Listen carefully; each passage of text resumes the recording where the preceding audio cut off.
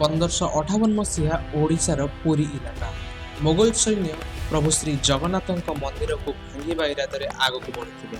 ଘୋଡ଼ାମାନେ ଜୋରରେ ଦୌଡ଼ୁଥିଲେ ଏବଂ ସମସ୍ତ ତଲୱାର ଚମକୁଥିଲା। କିନ୍ତୁ ଯେତେବେଳେ ମୋଗଲ ସେନା ମୁଖ୍ୟ ଗର୍ଭଗୃହ ଆଡ଼କୁ ଯିବାକୁ ବାହାରିଲେ, ଏକ ଅଜବ ପ୍ରକାରର ଝଡ଼ ଆସିଲା। ସୂର୍ଯ୍ୟଙ୍କର ଆଲୋକ ଅଚାନକ ଚାଲିଗଲା ଏବଂ ଚାରିଆଡ଼ ଅନ୍ଧକାର ହୋଇଗଲା। ପରେ ସୈନିକମାନେ ଦେଖିଲେ ଯେ ମନ୍ଦିର ଭିତରେ ଏକ ତୀକ୍ଷ୍ଣ ରଶ୍ମି ଆସୁଛି ଏବଂ ଏକ ଭୟଙ୍କର ଜିନିଷ ସେମାନଙ୍କ ପାଖକୁ ଚାଲି ଆସୁଛି।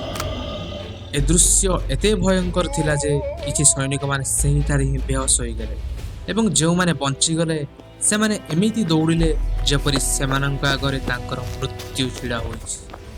ଏବେ ଆପଣମାନେ ଚିନ୍ତା କରନ୍ତୁ, କ'ଣ ଏହା ଗୋଟିଏ ଐତିହାସିକ ଘଟଣା ଥିଲା, ନା ସତରେ ମହାପ୍ରଭୁ ଶ୍ରୀ ଜଗନ୍ନାଥ ନିଜ ଧାମର ସୁରକ୍ଷା କରିଥିଲେ?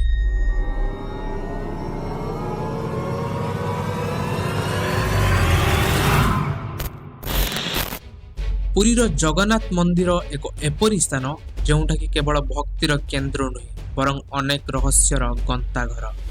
କ'ଣ ଆପଣ କେବେ ଭାବିଛନ୍ତି କି କ'ଣ ପାଇଁ ମନ୍ଦିରର ପତାକା ସବୁବେଳେ ପବନର ବିପରୀତ ଦିଗରେ ଉଡ଼ିଥାଏ ଏବଂ କାହିଁକି ମନ୍ଦିର ଉପରେ ଲାଗିଥିବା ସୁଦର୍ଶନ ଚକ୍ର ପ୍ରତ୍ୟେକ ଦିଗରୁ ଏମିତି ଲାଗେ ଯେମିତି ସେ ତୁମକୁ ହିଁ ଦେଖୁଛି?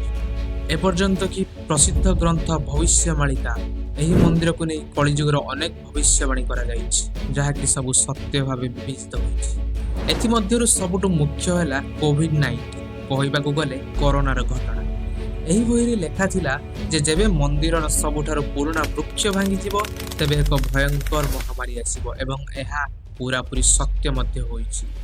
ଏହା କେବଳ ଗୋଟିଏ ଘଟଣା ନୁହେଁ, ଏମିତି ଆହୁରି ଅନେକ ଘଟଣା ଅଛି ଯାହାକି ସତ ହୋଇଛି। ସେସବୁ ଜାଣିଲେ ଆପଣଙ୍କ ହୋସ୍ ଉଡ଼ିଯିବ। ଏହି ମନ୍ଦିର ଭିତରେ ଏମିତି ଅନେକ ଅଜଣା ତଥ୍ୟ ଲୁଚି ରହିଛି ଯାହା ଆପଣଙ୍କ ହୋସ୍ ଉଡ଼େଇ ଦେବ। ଏବଂ ସବୁଠୁ ବଡ଼ ରହସ୍ୟ ହେଲା ବ୍ରହ୍ମ ପଦାର୍ଥ, କହିବାକୁ ଗଲେ ଶ୍ରୀକୃଷ୍ଣଙ୍କ ହୃଦୟ। କୁହାଯାଏ ଯେ ଏହି ମନ୍ଦିରରେ ପ୍ରଭୁ ଶ୍ରୀକୃଷ୍ଣଙ୍କ ହୃଦୟ ଆଜି ବି ମହଜୁଦ ଅଛି, ଯାହାକୁ ପ୍ରତି 12 ବର୍ଷରେ ଥରେ ପୁରୁଣା ମୂର୍ତ୍ତିରୁ ବାହାର କରି ନୂଆ ମୂର୍ତ୍ତିରେ ପ୍ରବେଶ କରାଯାଏ ଏବଂ ଏହି ପ୍ରକ୍ରିୟା ବହୁତ ଗୁରୁତ୍ୱପୂର୍ଣ୍ଣ ଅଟେ। ଏହି କାର୍ଯ୍ୟ ସମୟରେ ଯଦି କେହି ଏହାକୁ ଦେଖିଦେଲା, ତେବେ ମନ୍ଦିରକୁ 18 ବର୍ଷ ପାଇଁ ବନ୍ଦ କରିବାକୁ ପଡ଼େ। ଏବଂ ଯେବେ ଇଂରେଜମାନେ ଭାରତକୁ ଆସିଲେ, ସେମାନେ ଏହି ପ୍ରକ୍ରିୟାକୁ ଅନ୍ଧବିଶ୍ୱାସ ଭାବି ରୋକିବାକୁ ଚେଷ୍ଟା କରିଥିଲେ, କିନ୍ତୁ ପରେ ସେମାନଙ୍କ ସହ ଯାହା ହେଲା ଆପଣ ତାହା ଜାଣି ଚମକି ପଡ଼ିବେ। ଏହି ମନ୍ଦିରର ମୁଖ୍ୟ ପ୍ରବେଶ ଦ୍ୱାରରେ ସମ୍ପୂର୍ଣ୍ଣ 22ଟି ପାହାଚ ଅଛି, କିନ୍ତୁ ଏଥିମଧ୍ୟରୁ 3 ନମ୍ବର ପାହାଚ ଉପରେ ପାଦ ରଖିବା ଶକ୍ତ ଭାବେ ମନା।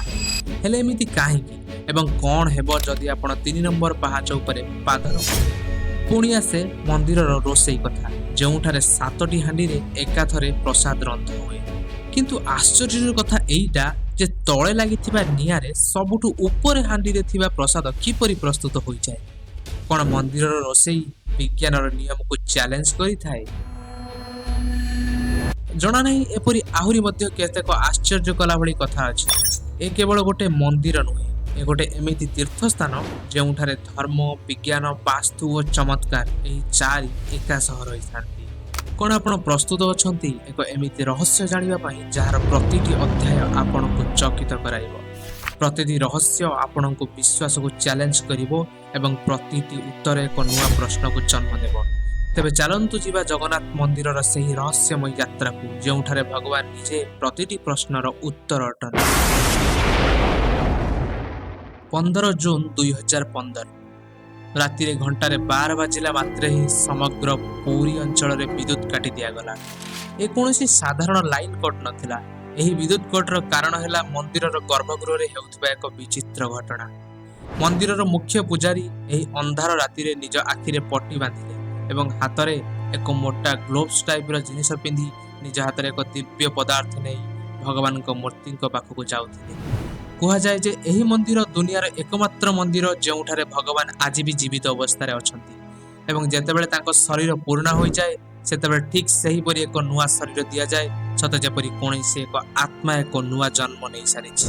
କୁହାଯାଏ ଯେ ଏହି ବ୍ରହ୍ମତତ୍ତ୍ୱକୁ ଆଜି ପର୍ଯ୍ୟନ୍ତ କେହି ବି ଦେଖିନାହାନ୍ତି ଏବଂ ଯିଏ ବି ଦେଖିବାକୁ ଚେଷ୍ଟା କରିଛି ତାହାର ମୃତ୍ୟୁ ନିଶ୍ଚୟ।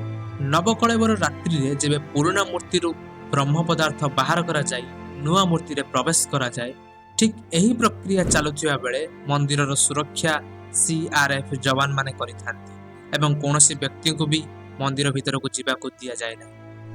ଯେବେ 2015ରେ ଏହି ଅନୁଷ୍ଠାନ ହେଉଥିଲା, ସେହି ସମୟରେ ଜଣେ ପଣ୍ଡା ସେହି ବ୍ରହ୍ମତତ୍ତ୍ୱକୁ ହାତ ଲଗାଇ ଦେଇଥିଲେ, ଯାହାପରେ ସେ ସାଙ୍ଗେ ସାଙ୍ଗେ ବେହୋସ ହୋଇଯାଇଥିଲେ ଏବଂ ଯେବେ ଆଖି ଖୋଲିଲେ ତେବେ ସେ ମାନସିକ ରୂପରେ ପୁରାପୁରି ଅସ୍ଥିର ହୋଇଯାଇଥିଲେ। ଏବେ ପ୍ରଶ୍ନ ଏହା ଆସେ ଯେ ଏ ବ୍ରହ୍ମତତ୍ତ୍ୱଟା ଏମିତି କଣ ଏହା ଏକ ଦିବ୍ୟ ଜିନିଷ ନା କେବଳ ଏହା ଲୋକମାନଙ୍କର ଏକ ଐତିହାସିକ ଭାବନା? କୁହାଯାଏ ଯେ ଏ ବ୍ରହ୍ମ ପଦାର୍ଥ ବହୁତ ଶକ୍ତିଶାଳୀ ଅଟେ, ଯେଉଁଥିରୁ ଲଗାତାର ଭାବେ ଏକ ଦିବ୍ୟ ରଶ୍ମି ଚମକୁଥାଏ ଏବଂ ସବୁବେଳେ ହାଲକାସା କମ୍ପନ ସୃଷ୍ଟି ହେଉଥାଏ।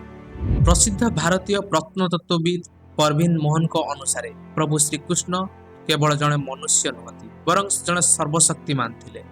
ତାଙ୍କ ହିସାବରେ ବ୍ରହ୍ମ ପଦାର୍ଥ, ଯାହାକୁ ଶ୍ରୀକୃଷ୍ଣଙ୍କ ହୃଦୟ ବୋଲି ମାନାଯାଏ, କିନ୍ତୁ ବାସ୍ତବରେ ଏହା ଏକ ଆର୍କ ରିଆକ୍ଟର ଅଟେ। କହିବାକୁ ଗଲେ ଏହା ଏକ ଏପରି ଡିଭାଇସ୍ ଯେଉଁଟା ଭୟଙ୍କର ଷ୍ଟାରର ଉର୍ଜା ଉତ୍ପନ୍ନ କରିଥାଏ।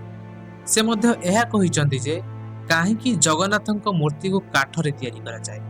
ତାଙ୍କ ଅନୁସାରେ କାଠ ବିଦ୍ୟୁତକୁ କଣ୍ଡକ୍ଟ କରିପାରେ ନାହିଁ, ଯାହା କାରଣରୁ ବ୍ରହ୍ମ ପଦାର୍ଥରୁ ବାହାରୁଥିବା ଇଲେକ୍ଟ୍ରୋମ୍ୟାଗ୍ନେଟିକ୍ ଏନର୍ଜିକୁ ରୋକି ଦେଇଥାଏ। ସେମିତିରେ ବି କୁହାଯାଏ ଯେ ଆଜି ପର୍ଯ୍ୟନ୍ତ ଏହାକୁ କେହି ବି ଦେଖିନାହାନ୍ତି, କିନ୍ତୁ ପ୍ରାୟ 50 ବର୍ଷ ପୂର୍ବେ ଜଣେ ବ୍ୟକ୍ତି କହିଥିଲେ ଯେ ମୁଁ ଶ୍ରୀକୃଷ୍ଣଙ୍କ ହୃଦୟକୁ ଦେଖିଛି। ସେ କହିଲେ ଯେ ହୃଦୟଟି ଚାନ୍ଦି ଭଳି ତରଳ ଭାବେ ବହୁଥିଲା ଏବଂ ଏହି ତରଳ ପଦାର୍ଥ କାଠକୁ କମଜୋର କରିଦିଏ, ଯେଉଁ କାରଣରୁ ପ୍ରତି 12 ବର୍ଷରେ ଥରେ ମୂର୍ତ୍ତିକୁ ବଦଳାଇବାକୁ ପଡ଼ିଥାଏ। ସେ ବ୍ୟକ୍ତି ଏହା ମଧ୍ୟ କହିଲେ ଯେ ଯେତେବେଳେ ସେହି ହୃଦୟକୁ ଦେଖାଗଲା ତ ସେତେବେଳେ ସେ ହୃଦୟ ଚକ୍ର ଭଳି ଘୁରିବାକୁ ଲାଗିଲା। କହିବାକୁ ଗଲେ ଯେବେ ଏହି ପଦାର୍ଥକୁ ରଶ୍ମି ମିଳିଥାଏ ତ ସେତେବେଳେ ଏହା ଆହୁରି ଅଧିକ ସକ୍ରିୟ ହୋଇଯାଏ, ଯାହାକି ବିପଦପୂର୍ଣ୍ଣ ବୋଲି ଜଣାପଡ଼ିଥାଏ।